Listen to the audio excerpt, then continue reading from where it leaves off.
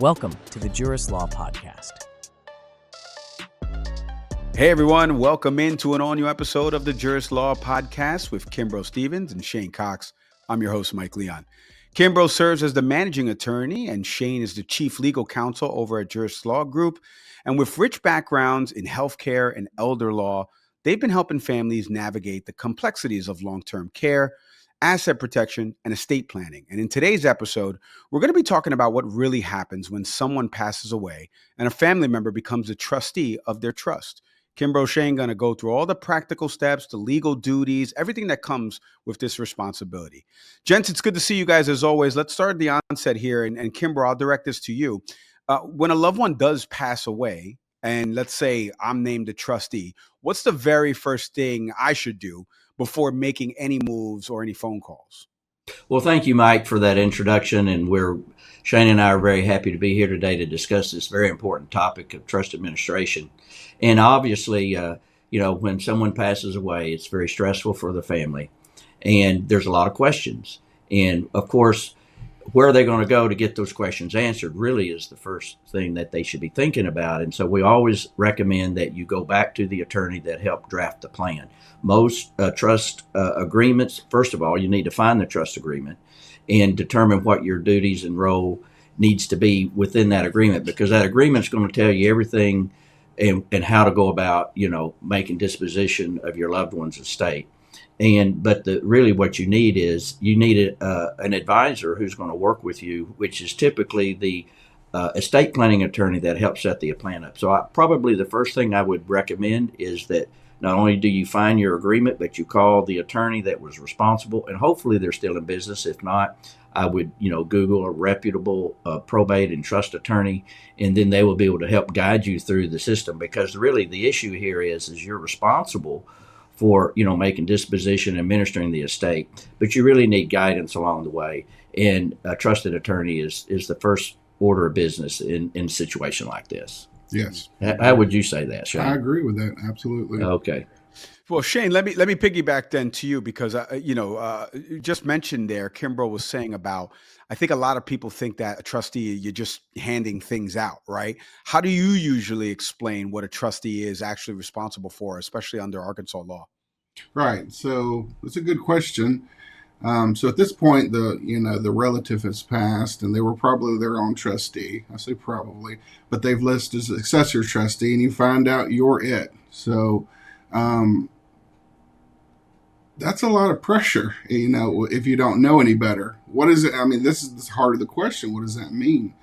Well, I think the best way to explain it is, of course, at the end of the day, you're always going to follow what your the terms. The person who created the trust, also known as the grantor, you follow the terms they outlined. And so hopefully you will have reached out for, try to find counsel. But ultimately the attorney is going to be showing you, like what I'm saying, that there's certain terms you have to follow, and you follow it as best you can, because you're not probably just doing it for yourself, because you may also be a beneficiary.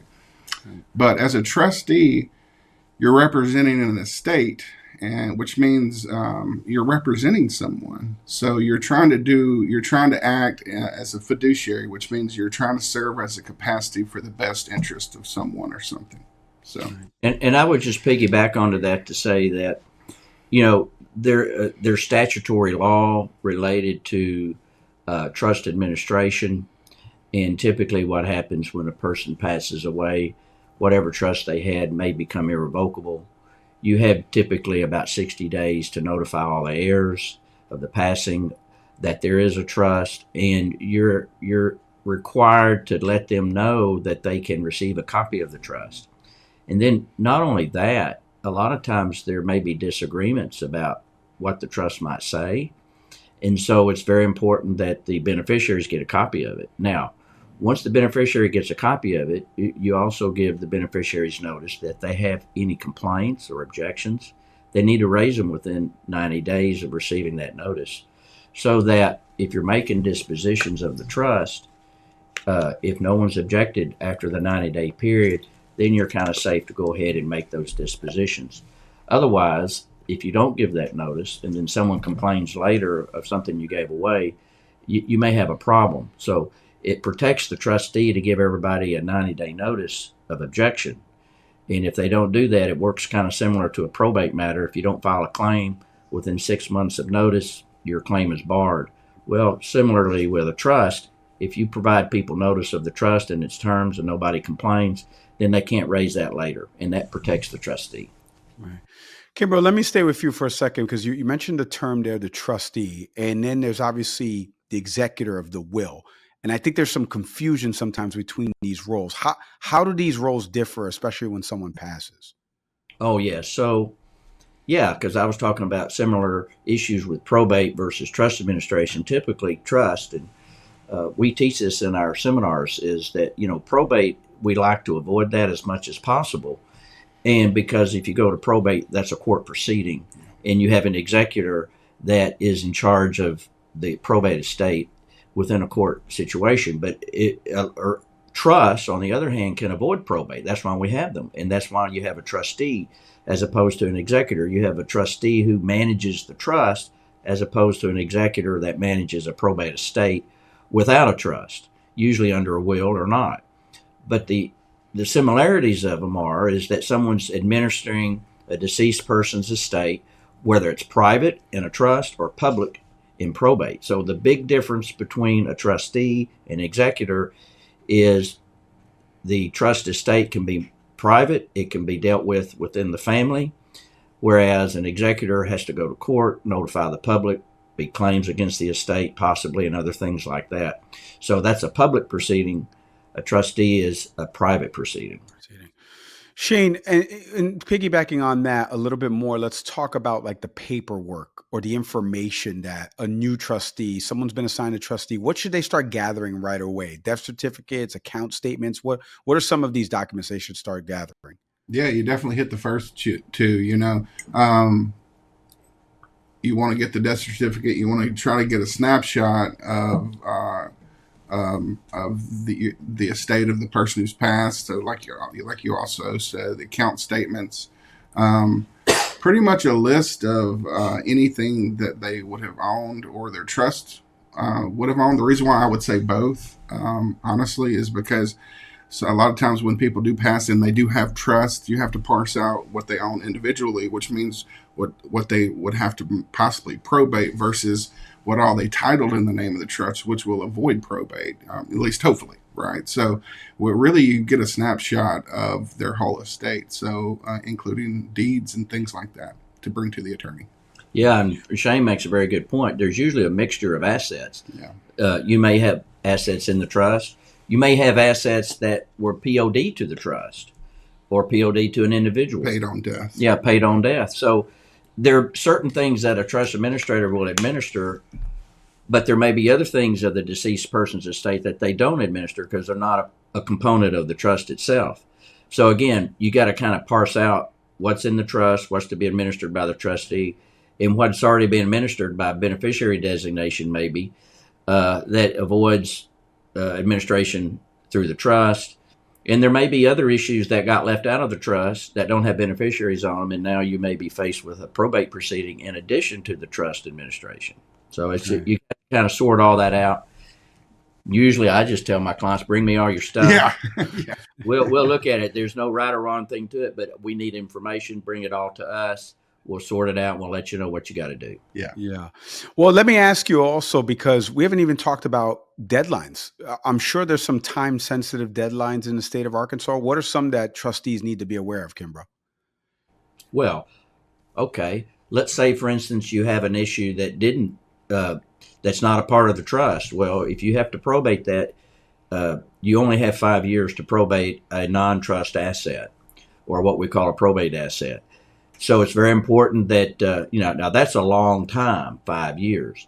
The only really other thing that you need to do as far as that is concerned is the trust administration has some safe harbors in there to protect the trustee if you give prompt notice. So whether you give it within 60 days or you should within 60 days, but there's no really remedy to telling someone there's a trust except you got to say, well, I need notice of the trust, and then you give them notice. But the key to that is once you give someone notice of the trust and a copy of the trust agreement with notice that they have 90 days to bring an objection, that's probably the most critical, in my opinion, a time frame for a trust administrator, because really you don't want to be a year or two down the road and then someone bring a complaint against you. If they didn't bring it in the first 90 days, then they can't really do that to you. So that would be my thought about it. Yeah. Shane, we started at the beginning of this episode. Kimbro was mentioning about the sensitive time, obviously, because somebody has passed away in all of this. And a lot of the times the trustees are family members who are grieving. So how do we balance that line? What do you guys tell them about balancing the compassion with also meeting the legal obligations so they stay objective and they follow, the guidelines of the trust? That's interesting. So it's kind of like, you're asking how do you deal with the time sensitivity of these things, which, you just alluded to with the deadlines at a sensitive time. It just kind of hit me. And it is, it's time sensitive, and it's a sensitive time. So, when you're dealing with family members, and someone just passed, it's going to be difficult. People get in their feelings, and I'm just going to go ahead right off the bat and say the best thing to do, especially if you have several family members and they're grieving and they also need to follow these time-sensitive deadlines the trustee does, you need to include them into what you are doing.